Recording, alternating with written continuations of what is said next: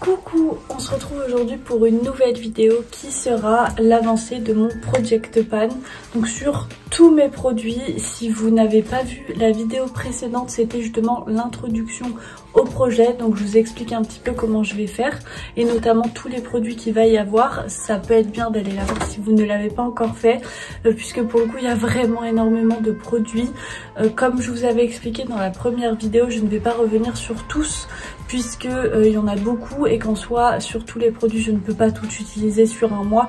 Donc en fait moi je mets simplement de côté ce que j'ai déjà utilisé pour ne vous parler que de ceci. C'est ce qu'on va faire aujourd'hui.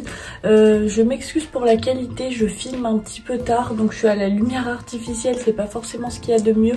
Je vous avais parlé d'ailleurs dans une vidéo précédente du fait que j'allais potentiellement bientôt augmenter de qualité d'image puisque j'avais acheté une caméra.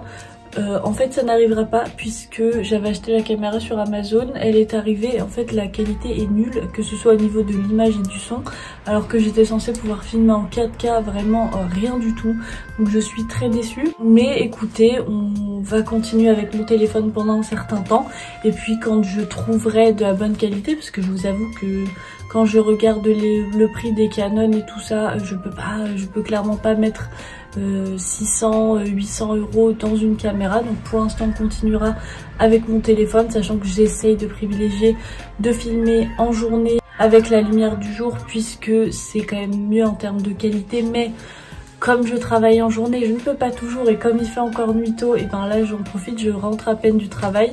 On est vendredi soir et donc je filme la vidéo maintenant. Bref, trêve de blabla, on va pouvoir commencer avec tous les produits que j'ai pu utiliser ce mois-ci. Pour la plupart on voit une différence, pas tous, mais je voulais quand même vous en parler parce que ça reste des produits que j'ai pu utiliser, donc il est censé y avoir une petite avancée quand même. J'ai pas forcément d'ordre spécifique, je veux pas faire les yeux d'un côté, le teint de l'autre et les lèvres en dernière partie. Vraiment, pour le coup j'ai tout mis dans un carton et je pioche un petit peu au fur et à mesure. Je vais déjà commencer avec le bronzer de chez Kiko, donc dans la gamme des Unexpected Paradise, c'était le 01 Warm Honey et c'est donc celui que je mets quasiment tous les jours en fait en tant que bronzer. Il y a énormément de produits, je ne suis pas sûre que vous voyez la différence. Alors j'ai pris du coup en comparaison la teinte 02 Universal Sienna que je n'ai jamais utilisée, qui est la teinte au-dessus. Et pour que vous puissiez voir un petit peu si on voit une différence de dôme. On voit un petit peu, j'ai l'impression qu'il est un petit peu moins bombé. Donc c'est qu'il y a quand même une petite différence. Après il y a énormément de produits dans ces bronzers-ci. Pour le coup on va être sur du 20 grammes, donc c'est vraiment énorme, surtout que le bronzer, moi pour ma part ayant la peau très claire, c'est pas le produit dont je peux abuser parce que je fais rapidement trop orange. Avec ce bronzer-ci ça va puisque j'utilise un pinceau assez fluffy, donc il fait pas trop orange. Par contre la teinte au dessus, je pense qu'il va vraiment falloir que je fasse attention puisqu'il risque d'être un peu foncé si j'y vais pas trop mollo. Donc en tout cas j'aime bien ce bronzer-ci. Au niveau de la couleur ça me convient bien. Inconvénient, et je crois que j'en ai déjà parlé, c'est d'ailleurs un inconvénient que j'ai avec beaucoup de produits de chez Kiko, c'est l'odeur. Ils ont une très forte odeur de noix de coco et c'est pas du tout une odeur que j'aime bien. Je suis pas fan de noix de coco, encore moins des odeurs de noix de coco chaudes, un peu sucrées. C'est exactement l'odeur de ce produit-ci. Donc on s'y fait à la longue, c'est juste au moment d'ouvrir le produit quand je l'ai vraiment proche, mais en soi c'est pas quelque chose que je vais garder, l'odeur je vais pas la sentir tout au long de la journée, mais c'est un petit inconvénient pour moi. J'avais également un highlighter, alors sachant que j'ai mis toute la palette dans le Project Pan, mais pour l'instant je me concentre sur celui qui était le plus avancé. Donc c'est de chez NYX, la palette Love You So Mochi. Comme vous voyez ça commence même à s'effacer, donc je l'ai bien utilisé. Et en fait ça va être des highlighters à effet holographique que j'adore. Et voici où j'en suis sur celui-ci. Donc là en fait on va avoir un rosé, là un highlighter qui est un peu plus bleuté, et celui-ci est le jaune neutre plus classique. Et en fait vous voyez bien qu'il y a un bon pan, et sachant que sur les bords en fait, sur tout le reste du produit. C'est quand même assez fin puisqu'en fait j'ai déjà repressé une première fois ce produit-ci. Vous avez déjà au départ une épaisseur qui est plus fine que ce qu'il y a à côté. Donc je sais que ça ira plutôt vite. Après j'en mets tous les jours mais c'est pas un highlighter que je peux mettre en trop grosse quantité non plus parce qu'il se voit déjà beaucoup très rapidement, donc j'ai pas besoin d'en utiliser beaucoup, donc forcément il se termine un petit peu plus lentement, mais après je suis toujours aussi contente de cet highlighter-ci, vraiment je le trouve génial. Je vais aussi vous parler de ces deux blushs-ci, alors d'un seul uniquement, c'est une palette de chez MAC, les blushs sont de chez MAC aussi, et je vais uniquement venir vous parler de celui-ci qui est le Flower Power je crois, et qui est celui que j'utilise aussi quasi quotidiennement. Je ne sais pas si vous verrez un petit peu, je vais essayer de le dépoter pour pouvoir vous montrer un petit peu le creux qui se fait. Bon, j'ai réussi à le sortir, je pense que je vais devoir faire ça à chaque fois puisque avec l'épaisseur de la palette on ne voit pas forcément trop l'avancée des produits, ou en tout cas c'est plus compliqué. Alors ouais, vous voyez que ça commence à bien se creuser quand même. L'inconvénient que j'ai ici, c'est que ça a commencé à glacer, donc il va falloir que je le gratte un petit peu. Mais après, sinon, en fait, sur le reste, on a vraiment le produit qui, là, vous voyez quand même que ça commence de ce côté à bien se creuser. Donc je suis très contente. C'est un blush que je peux mettre quasi quotidiennement. C'est vraiment le passe-partout que je peux mettre avec quasiment tous mes make-up. Il y a juste, je crois que je n'ai utilisé le rouge qu'une seule fois. Quand j'avais envie d'avoir quelque chose de plus chargé, mais sinon vraiment le Flower Power je le mets tout le temps. Alors, on va passer à deux glosses pour les lèvres, donc les Fat Oil de chez NYX. Je vais déjà commencer avec celle-ci qui est la Sprinkle Sprinkle. Donc comme vous pouvez le voir, le mois dernier j'en étais ici et ce mois-ci je suis un petit peu descendue. C'est un gloss que j'utilise énormément, pas tous les jours non plus, mais je l'utilise quand même assez régulièrement. J'aime beaucoup les Fat Oil. Je trouve qu'elles ne se valent pas toutes en fonction des teintes puisque j'ai acheté toutes les teintes, donc la qualité n'est pas la même, notamment celle-ci. Donc alors ça reste un gloss, mais en fait vous en avez des vraiment pailletés, et notamment ceux qui sont pailletés je les trouve un peu moins performants et moins opaques, donc moi je trouve ça moins intéressant, sachant que ce ne sont pas des gloss opaques mais certains le sont quand même plus que d'autres. Donc celui-ci je l'aime beaucoup, il est dans mon combo lèvres de tous les jours quand j'ai pas envie de me casser la tête.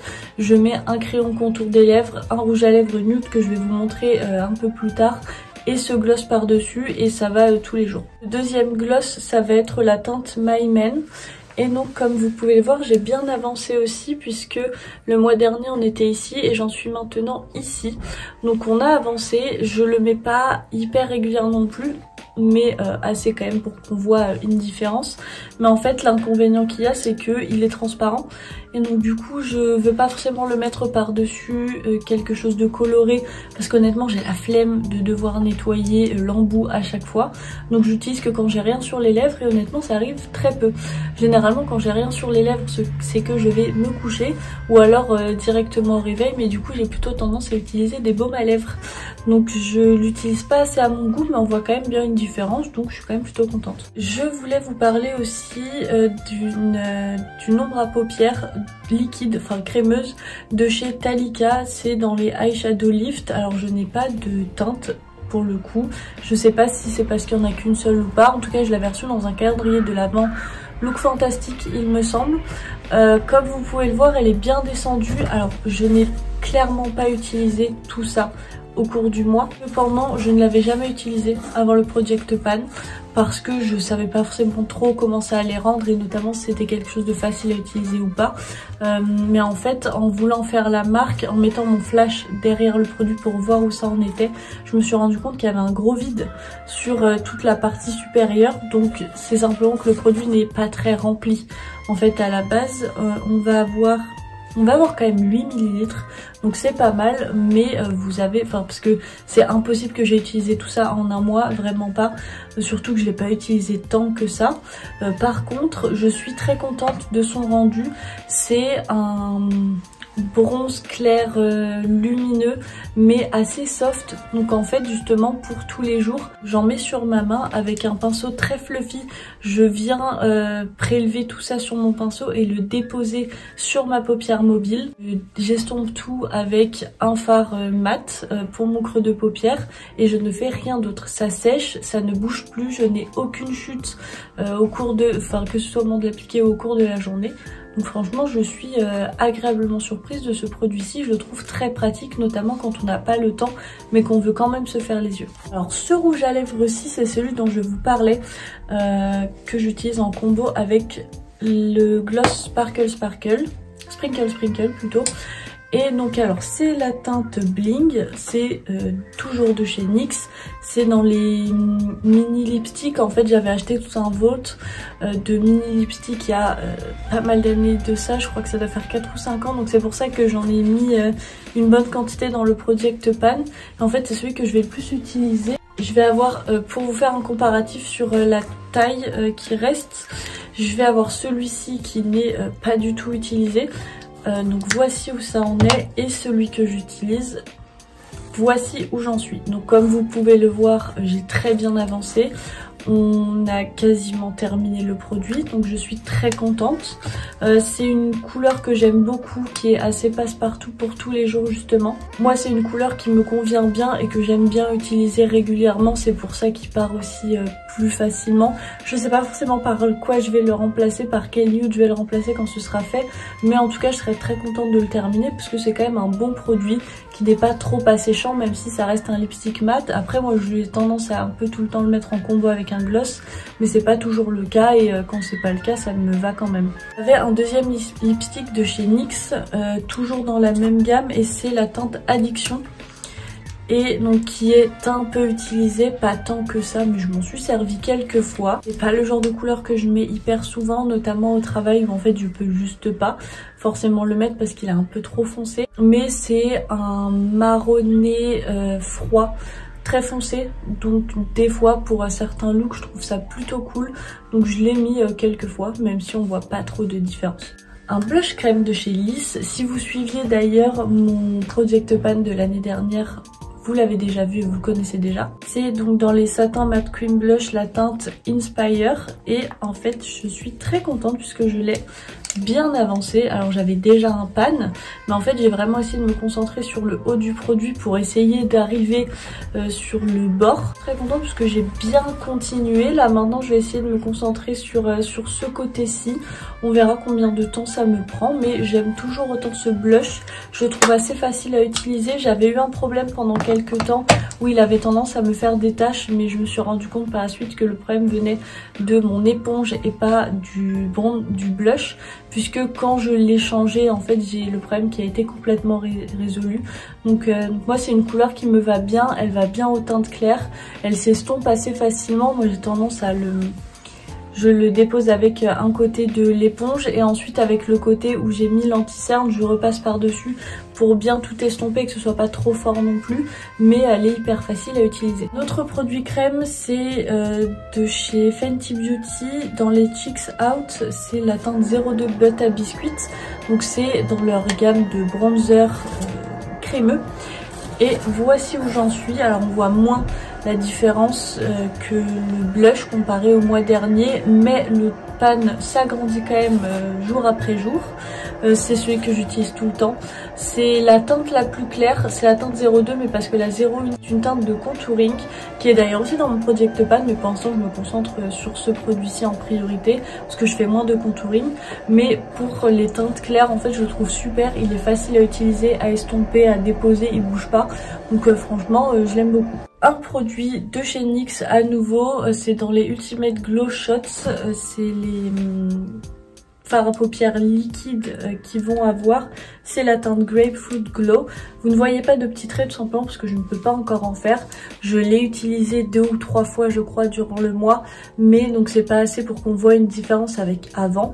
Donc j'essaye de m'en servir, sachant que je me concentre quand même plus sur ce produit-ci puisqu'il est plus vieux comparé à celui-ci, donc je préfère me concentrer sur lui parce que j'ai peur qu'il tourne. Ça fait quand même pas mal d'années que je l'ai. Celui-ci passe un peu moins en priorité, mais je m'en suis servi quand même un petit peu. C'est un produit que j'aime bien utiliser. Au départ j'étais un peu déçue en les achetant parce que c'est pas forcément ce à quoi je m'attendais. Je pensais qu'ils étaient plus opaques et en fait c'est pas le cas. C'est vraiment plus un topper, mais quand on le sait, on les utilise forcément du coup en connaissance de cause, et donc moi de cette manière-ci ça me suffit. Je vais avoir un crayon pour les yeux, c'est de chez Dedona, les Caméléons Multichrome Liner, la teinte 01. C'est la seule que j'ai utilisée dans ces teintes là, sachant que je crois que j'en ai 4 ou 5 et je les ai toutes mises dans le Project Pan puisque j'ai plusieurs exemplaires de chacun de ces crayons. Et en fait c'est un blanc lumineux avec plein de paillettes à effet holographique, donc je trouve la couleur sublime. C'est pas très opaque, mais en tant que topper ça peut être très bien. Mais du coup, pour vous montrer un petit peu la différence avec un qui n'est pas du tout utilisé, il est quand même bien descendu. Pour l'autre qui n'a jamais été utilisé, pour le coup on va avoir une différence de produit, donc je suis quand même très contente. Je me rendais pas forcément compte au moment de regarder un petit peu et checker tous mes produits, mais en fait c'est en faisant la différence avec celui d'à côté que je me suis rendu compte qu'on voyait quand même bien la différence et que je m'en étais bien servie. Donc ça c'est cool, c'est un produit que j'aime beaucoup. Qui est très facile à utiliser. J'aime bien le mettre en point de lumière notamment parce qu'il va être lumineux, mais je sais pas, enfin c'est pas une lumière hyper intense, mais il se voit quand même. Donc justement pour quelque chose de discret mais qui se voit malgré tout, je le trouve très bien. On va avoir aussi deux rouges à lèvres de chez NYX toujours. Il y a beaucoup de produits de chez NYX, en même temps tous mes produits NYX sont vieux. Celui-ci on verra pas vraiment de différence, enfin lui non plus, mais c'est parce que le packaging est opaque. C'est dans les Glitter Goals, le liquid lipstick en teinte Crystal Crush, qui est une couleur que j'aime énormément. C'est un rouge rosé mais ultra pailleté. Ça je trouve ça super. Par contre, il est hyper collant et ça a beau être écrit que c'est un rouge à lèvres liquide, en fait il a une texture de gloss. En fait même quand il a séché, moi quand je parle je sens que j'ai mes lèvres qui se collent entre elles, donc c'est pas très agréable, donc c'est l'inconvénient que je lui donne. Mais par contre la couleur est magnifique, donc c'est vraiment dommage. Celui-ci je l'ai beaucoup plus utilisé, mais comme le packaging est complètement opaque, je peux même pas savoir où j'en suis. Donc c'est le Liquid Suede métallique mat en teinte LSCL35. Il n'y a pas de vraie teinte, j'ai l'impression. Ah si, c'est là, Biker Babe, c'est vrai. Donc celui-ci je m'en suis servi assez régulièrement. Le métallique ne se voit pas tant que ça. Alors oui, c'est clairement pas un mat, mais c'est pas pour moi un métallique. Je pense que c'est parce qu'on fait mieux de toute façon maintenant, puisque je me souviens qu'à l'époque ça m'avait pas choqué qu'il soit entre guillemets si peu lumineux. Mais maintenant je vois la différence et c'est un peu décevant. Après par contre la couleur est sympa, enfin il bouge pas de la journée, vraiment il reste. Par contre il est un petit peu asséchant, donc il faut aussi faire attention à bien avoir les lèvres hydratées quand vous l'utilisez. Une palette pour les yeux, alors il y en a d'autres mais je ne m'en suis pas servie. Donc la New Nude de chez Huda Beauty qui est la seule dont je me suis servie, mais elle a bien avancé puisque, alors du coup, il y avait déjà quelques fards qui étaient terminés. Entre temps, j'ai complètement terminé celui-ci. J'ai bien avancé lui et j'ai commencé à me servir de celui-ci. Vous voyez déjà à peu près l'endroit où je mets tout le temps le pinceau. Il me semble pas que je me suis servi d'autres couleurs puisque comme je me suis un peu concentrée sur les fards à paupières mono et notamment liquide, j'ai moins pu m'en servir, mais j'ai quand même pu terminer celui-ci que j'utilisais du coup comme c'était un mat, je m'en servais assez régulièrement pour faire mon creux de paupière quand j'utilisais les fards mono. Donc c'est pour ça que j'ai quand même pu l'avancer un petit peu. Enfin, le dernier produit dont j'ai pu me servir, c'est un baume à lèvres. Alors si vous avez suivi l'introduction au Project Pan, vous avez pu voir que j'utilisais au départ un autre baume à lèvres, mais comme il était bientôt sur la fin, je voulais pas tricher en le mettant dedans parce que je trouvais ça un peu trop facile, surtout que les baumes à lèvres, je les utilise vraiment quotidiennement. Mais donc j'ai terminé le précédent, ce qui vous spoil un petit peu un produit de la vidéo, produit terminé. Mais donc je l'ai remplacé par celui-ci qui est le Dini Makeup, le soin intensifié brillant nourrissant. Alors brillant pas forcément, mais je m'en suis déjà bien servie puisque voici ce qu'il reste. Alors après, dans son aspect et dans le rendu qu'il va avoir, franchement c'est un labello, c'est la même chose. Donc j'aime bien les labellos, donc ça ne me dérange pas. En soi c'est un baume à lèvres, tant qu'il est hydratant, moi ça me suffit.